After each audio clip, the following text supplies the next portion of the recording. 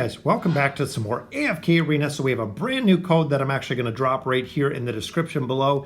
Get you some free diamonds and also some elite stones out of there.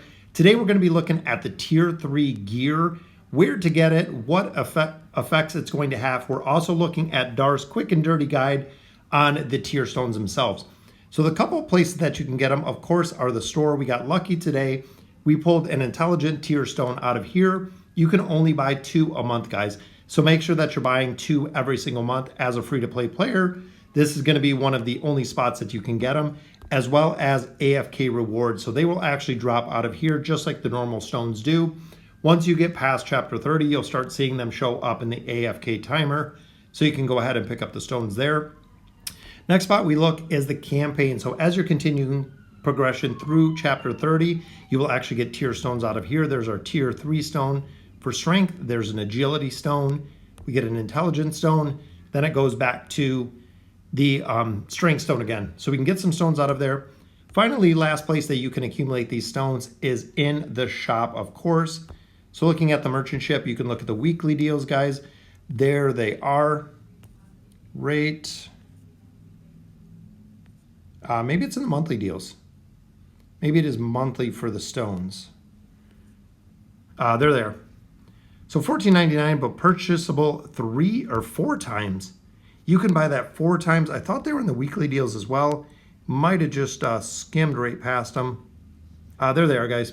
$34.99. You can get 2 tier 3 stones. So essentially, buying this 3 times, you can get 6 stones out of here. Looking at the monthly deals, you can buy those stones as well. At $14.99, you can get stones out of here. So about $15 each, a little bit less. Ultimately picking up the stones. You can get a ton of stones. If you're a whale, go ahead and pick them up. You can start off with a ton of stones. So now let's go ahead and we'll get into the guide. Again, this is Darth's quick and dirty guide to the tier stones. Really, really cool guide that was put up on Reddit. Just wanted to break it down and take a look at it. Taking a look at the guide, guys, absolutely amazing information. Big shout out to Darth and also to CX Ensign for working on this guide. So what is tier 3 gear? Once you get a piece of gear from tier 2 with 5 stars, you can actually go ahead and level up the gear. The stats are here. So the general orders of leveling up strength gear is helm, boots, weapon, chest, which will look a little bit more in depth in just a little bit. Agility gear, weapon, and boots. When you look at the overall stats that it's going to bring, the weapon on an agility user is going to bring 4.1% more attack, physical resistance, and crit, which is exactly what you want your agility heroes to have. Prioritizing the weapon first, followed by the boots, which again bring a significant amount of attack, where the head and the chest beasts do not bring any attack at all. Same that we find with the intelligent gear wearers. So essentially the weapon is going to be the priority for that big attack boost that we see there. 4% on the attack, followed by the boots, which is giving you the 2%, and then of course the head, which is the 0.9%.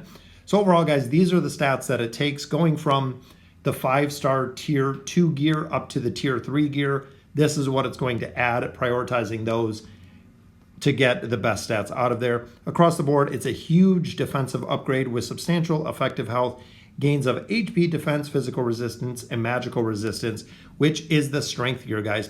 When you look here, it prioritizes the helmet. The helmet is the reason. It gives defense, it gives hit points, it gives physical resistance, magic resistance, followed by the boots. The boots give a 3.8% HP boost, as well as a 3% defense boost, which is huge magic resistance and a little bit of crit in there, making that a big priority when it comes to the strength users overall. So how do we get the gear? We just covered it a moment ago. AFK rewards at chapter 30. Chapter rewards 30 plus, so essentially every chapter you do get a stone. Guild store, you can buy them. Here it says 2 per month, which is in the guild store you can. And then of course, number 4 is money. Like we've seen out of the weekly and the monthly deals, you can go ahead and pick those stones up as well. So if you're, again, a whale, you can purchase a ton of the tier 3 stones right off the bat. But ultimately, who are we going to put them on? Who should I upgrade? This is one of the parts that I absolutely love about this guide. So always upgrade the carry first. This is going to have the biggest impact when it comes to campaign progression, is making sure you upgrade that carry first. Invest in your main carry. As you progress, shore up the weaker team comps. With that out of the way, we'll give access to tier 3 stones at chapter 30. So these are some of the main team comps that we see. We see Damon, we see Ainz, we see Iran. When it comes to building out these heroes, ultimately weapon boot, weapon boot, weapon boot. So pretty clear and concise right there. Based on these specific heroes. Again, if you're looking for, let's say you drop it on Arthur, I would go ahead and change it and maybe not do weapon boots on Arthur. Change it up a little bit. Looking at the guide that we just seen with the overall stats that it brings. As you progress towards the wall, which is currently chapter 36, this is the stage that Lilith has not adjusted yet. The struggle, the power struggle becomes real. Gwen comp begins to fall off, then Isolde followed by the 5-pull. But now you can really supplement these by the tier stones. So essentially where if Iran has an issue with survivability early, not doing quite as much damage, tier 3 stones are going to make a big difference when it comes to him being able to do a ton of damage very quick, which would be very cool. Ultimately, these are the 3 that Darth is going to do. Strength on Isolde, intelligence on Ainz, agility Iran. Absolutely, I would go this route. Isolde I don't use as a main carry, but I would definitely go with Damon in that slot. But the alternative, and this is again another reason why I absolutely love this guide, is as an alternative, you can shore up your Twisted Realm and AE heroes for survival and damage.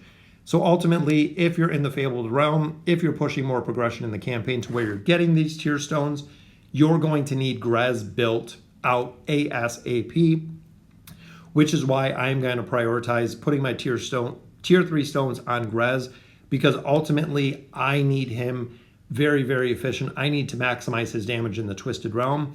If not, I'm actually going to fall far behind in the Fabled Realm on the damage that I'm doing. So essentially, if we have 1,000 players that go ahead and put tier stones on Grez and Saurus, I don't have tier stones on the same hero. It is going to make a big difference on where I'm placing for the Twisted Realm, and in turn, how many Twisted Essence that I'm getting per attempt within the Twisted Realm. So guys, ultimately, I would go ahead and focus on the Twisted Realm before I would focus on building up the team comps when it comes to the actual campaign, which for the Twisted Realm, you're pretty limited to the heroes that you're going to need the tier 3 strength stones for, the Saurus and the Grez. Not really a big need to level up other heroes that are intelligence based, such as the twins, maybe Rowan, Rose. I would go ahead and stick with the priority heroes that you're using in the campaign. So overall, guys, a very cool guide. I love the stats that they're adding with these tier 3 stones.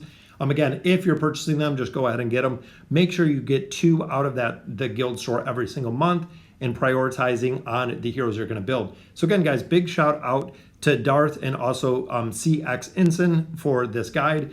Absolutely love it. Let me know in the comments what you guys think. And as always, thank you guys for watching.